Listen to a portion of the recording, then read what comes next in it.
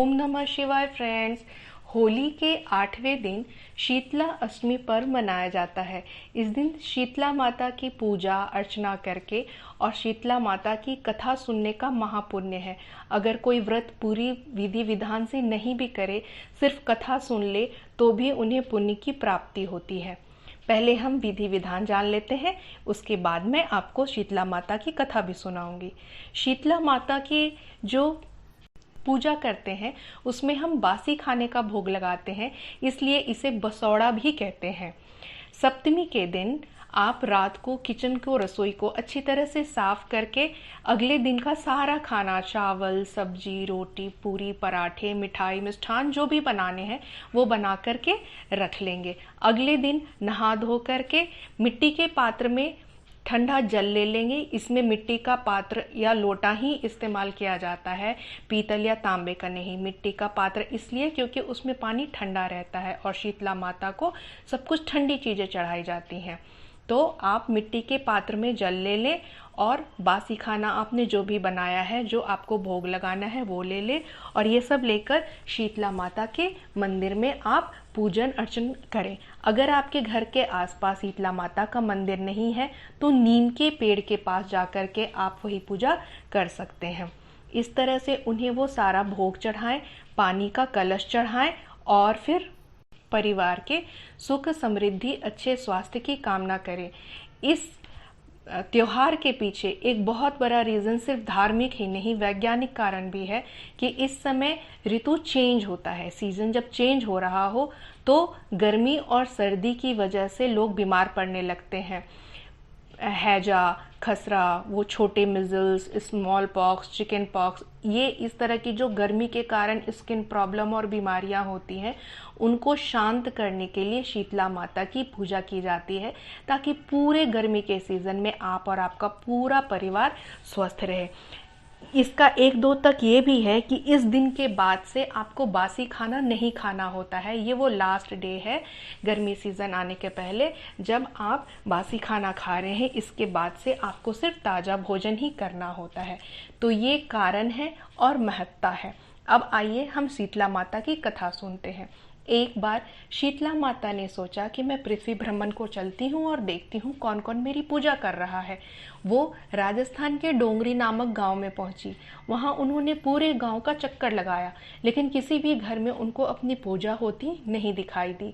वो एक घर के नीचे से गुजर रही थी। ऊपर से एक महिला ने चावल का जो पानी होता है, मार, वो नीचे को फेंका और वो चावल का गरम गरम मार शीतला माता के ऊपर गिर गया और उनके शरीर पे छाले पड़ गए, जलन होने लगी। वो दर्द और तकलीफ से चीखने लगी कि कोई तो मेरी मदद करो, कोई तो मेरी मदद करो, पर कोई भी मदद को सामने नहीं आया। बाहर एक कुम्हारिन का झोपड़ी था जहां वो पहुंची। कुम्हारिन घर के बाहर ही बैठी थी। जब उसने देखा तो उसने कहा, अरे अम्मा, आप तो इतनी बुरी तरह से जल गई हैं, आओ अंदर आओ। और उसने उन्हें हल्दी और दही का लेप लगाया, ठंडे ठंडे पानी से स्नान करवाया। मटके में भर के पानी रखा था, उसे उनके ऊपर डाला, जिससे उनको काफ़ी राहत मिली। फिर उसने कहा कि मैंने रात का जो भोजन बना रखा है, बाजरे की राबड़ी और दही का मट्ठा, क्या आप खाओगे? उन्होंने कहा हाँ।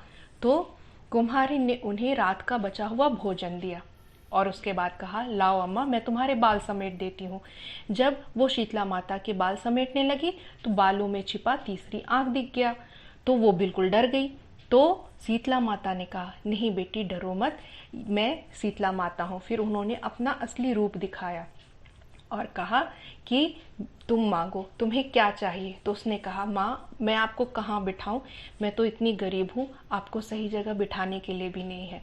कुम्हारिन के घर के बाहर गधा खड़ा था। तो शीतला माता उस गधर के ऊपर जाकर के बैठ गई। एक हाथ में झाड़ू लिया, दूसरे हाथ में डलिया लिया और उसके घर की सारी बीमारी, सारी गंदगी उसमें झाड़ करके उन्होंने बाहर फेंक दी। कहा, मांगो, क्या वरदान मांगती हो?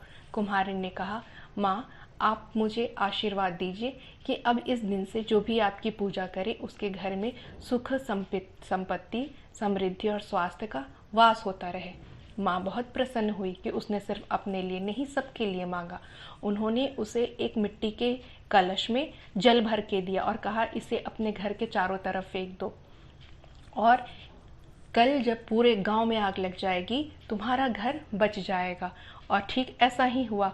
अगले दिन पूरे गांव में आग लगी, कितने ही सारे घर जल गए, पर कुम्हारिन के घर को कुछ भी नहीं हुआ। सारे लोग जब कुम्हारिन के पास आए, उसे राजा का बुलावा आया और उससे पूछा गया कि आखिर तुम्हारा घर कैसे बच गया।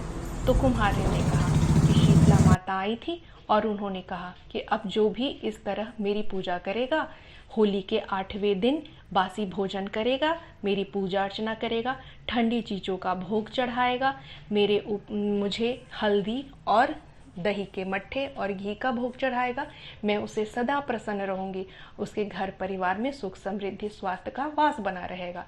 इस प्रकार उस पूरे गांव में फिर से शीतला माता की पूजा की गई और सबने खुशियों के साथ बासी भोजन का भोग चढ़ाया। तो ये थी शीतला माता की कथा। उम्मीद है आपको ये वीडियो पसंद आया होगा।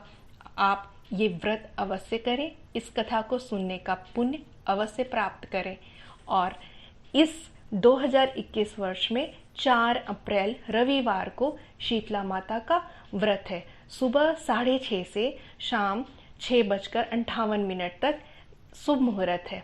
इस समय के बीच में आप पूजा करें, इसका लाभ लें और माता शीतला की कृपा से आप और आपका परिवार सदैव स्वस्थ, सुखी और समृद्धवान बना रहे। आपको वीडियो पसंद आया हो तो लाइक और सब्सक्राइब जरूर करें। जय शीतला मैया की।